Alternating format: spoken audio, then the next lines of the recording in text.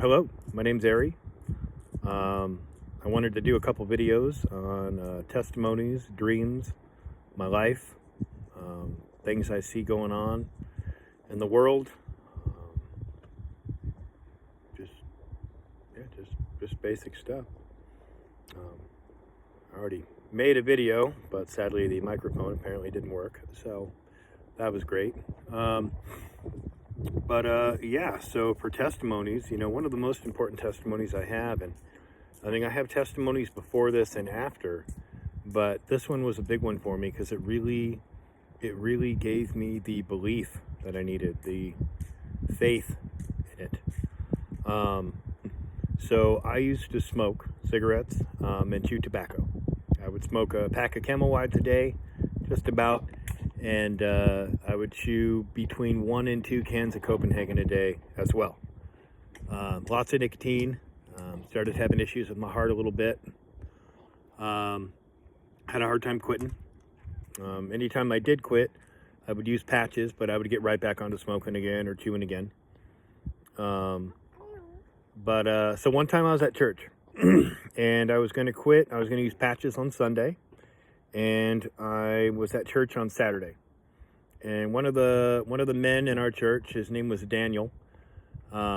He gave us a story or a testimony that when he was younger, he was a sheriff in California, and he used to swear more than every other cop together in the precinct. That he used to swear so much that it was about to cause him a divorce. He was about to be fired.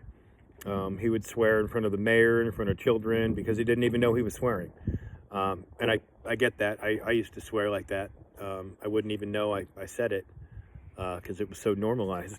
Oh, and the cat. Hey, nope, not right now. Not right now. Okay. All right. Yeah, just hang out with the cat. She needs you. But anyway, so he shared a story or a testimony, and he said that he could not stop swearing. He could not do it. And so he prayed to God one night. And it's important when people say they believe in God, like what God? Like you see a lot of movie stars and stuff, and they say, oh, I swear to God. And people are like, oh, he's a Christian. Or you see presidents say, I swear and I believe in God. And they say, oh, he's a Christian. But even the Bible tells us that Satan is the god of this world. And when you look in many other cultures or empires throughout history, there are hundreds and hundreds and hundreds of different false gods out there.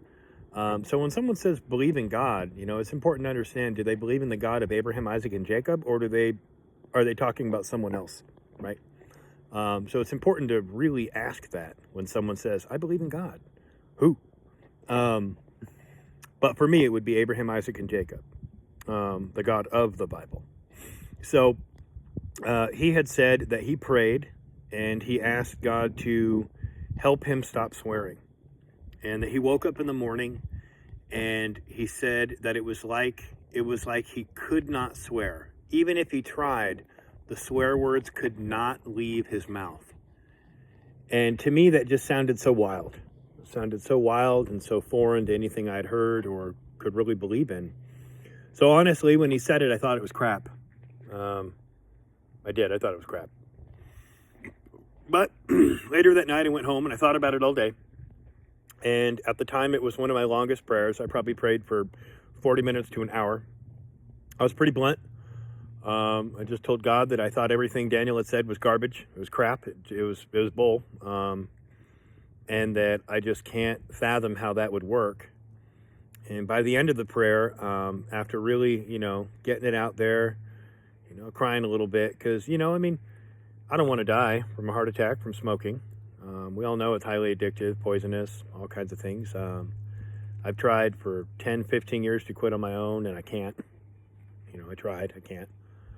I know some people can. Some people can just say, hey, I'm not like I had a friend, William, and he could smoke cigarettes for a year. He could smoke a pack a day, and he could just decide, I'm done. And that was it. He would just be done. He wouldn't smoke anymore. He would just quit. And I never understood how he could do that. And he never understood how I could not, There's all kinds of people out there that are addicted that can't just like say, oh, you know what, I'm done of my own strength. That's it. It's pretty hard to do. But anyway, so by the end of the prayer, I had asked God sincerely that he would do the same for me with smoking, that he would help me quit smoking, that I wouldn't need the patches, that I would never go back.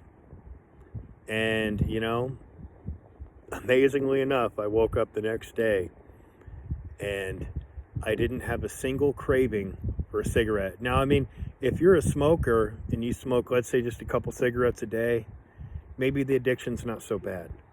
But at a pack a day and 1 to 2 cans of chew a day, that's a lot. Like, for instance, you know, an example for coffee drinkers, for most coffee drinkers.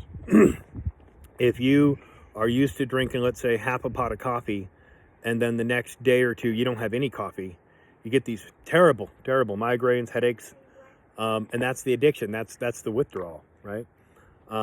So when you smoke that much with the nicotine, the withdrawals are pretty heavy. I used to have to take 1 or 2 of the highest nicotine patches at a time in order to kick the withdrawals. But man, I woke up in the morning, I did not have a single craving, didn't need the patches. I mean, I flew through it. I haven't smoked in 5 or 6 years. Sometimes I even forget I used to, and I forget they even exist. It's mind-boggling, but I didn't have to go through it over and over and over and over. I just sincerely, I asked him to take it out of my life and to change me, and he did, and it was glorious, you know, and it's been so helpful. And so I just want to encourage other people that, you know, when you're struggling with something pretty deep and pretty severe, that you would pray to the Father, that you would pray to Yeshua, Jesus, and you would ask him to remove these things from you. I've heard lots of people in church saying that God can't or won't help you through these things. It's your job to get through it. And that's garbage. That's garbage. You know, you ask him and you will receive. But you have to be sincere in your heart. You can't just be like on a whim, like, oh, you know, do this for me, and then it doesn't happen. Well, don't be surprised your heart wasn't in it. But if your heart's in it, if you're really before him, if you're crying, if you're feeling it, if it's deep, I'm not saying you have to cry. I'm just saying that if it's real, he will help you. And so I encourage people that are smoking, people that are lying, people that are stealing, people that are making the wrong choices, choices that you think are wrong in your life that you just can't quit, that you would ask. You would get on your knees and you would be open and honest with yourself and with him and ask for the help. After that, you know, it made it much easier for me to understand and to trust him, to believe, to follow, to think about making videos like this. You know, I was in church a while back. There was a guy named, well, I won't put his name out there. But I was at church a while back, and it was at a men's breakfast, and I don't think men would say this stuff in front of like a congregation full of women, and I mean, there's probably a good few reasons why, but he mentioned how so many men struggle with pornography, and that is huge. I think the statistics out there, like 70% of all pastors struggle with pornography. I know that most people in my generation, self-included, of course, struggled with pornography. You know, I watched a video from like the 20s or the 30s. It was in black and white. And the scientist at the time had found that when you start looking at pornography at a young age, it actually rewires your entire brain for those pleasure centers in your brain. So, but it rewires your brain, and it's very, very hard to break the addiction.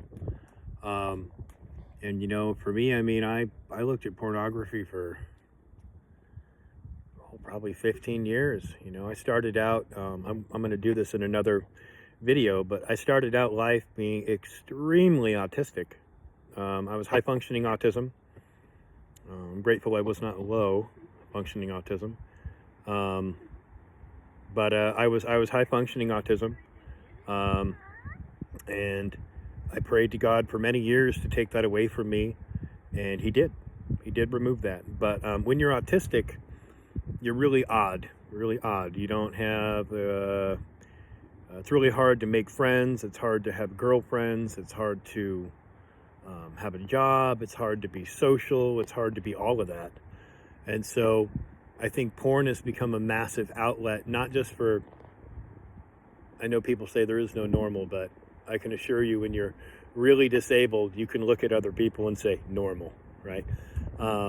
Like if you're in special ed and every other kid that's not in special ed to you is normal. Other people can grow up and say, well, I was never normal. There's no such thing. But in a way, yeah, there is. Yeah, there is. There is normalcy sometimes.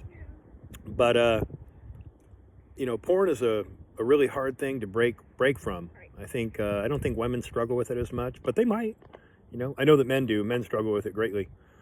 And it paints a really bad picture of women in relationships and how it all works because you're raised on other things. But it was really awesome to hear that guy at church mention that he had struggled with porn addiction, and it took the grace of God and the power of God to help him break his addiction. And, at all the times I've been going to church my whole life, I've never heard anyone bring up porn addiction. It seems like such a taboo conversation to bring up anywhere, but it is a real problem, just like heroin addiction, drug addiction. Obviously, heroin addiction falls under drug addiction, my bad. Addiction to video games, addiction to sports, addiction to TV, addiction to food. I mean, all that's real, and we see it every day, and a lot of it we talk about, and some of it we don't. But anytime you're struggling with like alcoholism, drugs, any of that, praying to the Father, I'm not bashing on anyone that goes to AA meetings or NA meetings. A lot of people have found sobriety through those. But one of the things, so my mom was in AA and NA and all kinds of other something A's. But one of the things they say in AA, or at least they used to, is that God can be anything you want God to be. So God, for my mom, was the doorknob. She'd always say that the doorknob was her God. And I feel like that's really, my mom has struggled with addiction her entire life. And I feel like part of that is because when she says God, and God is the doorknob, to me, that just sounds like, if your God's the doorknob, then it just allows you to walk out whenever things get hard, or to walk in whenever you want something. I had a pastor a while back that had said, if you come to God and He helps you get through your problems, they're done. It's over. That's how it was for me for smoking. It's over, But then if you go to AA or NA, every day is a new challenge. Like, okay, well, I got yesterday down, but today the battle starts all over again. And that's rough. That's really hard. Every day the battle starts again. But if you ask the Father to remove these things from you, and He does, the battle's won. You don't have to do this every day. I just wanted to throw that out there. It's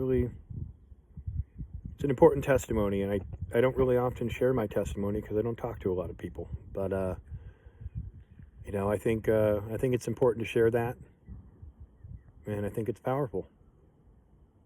Or maybe it's not. But anyway, have a good day. Thank you.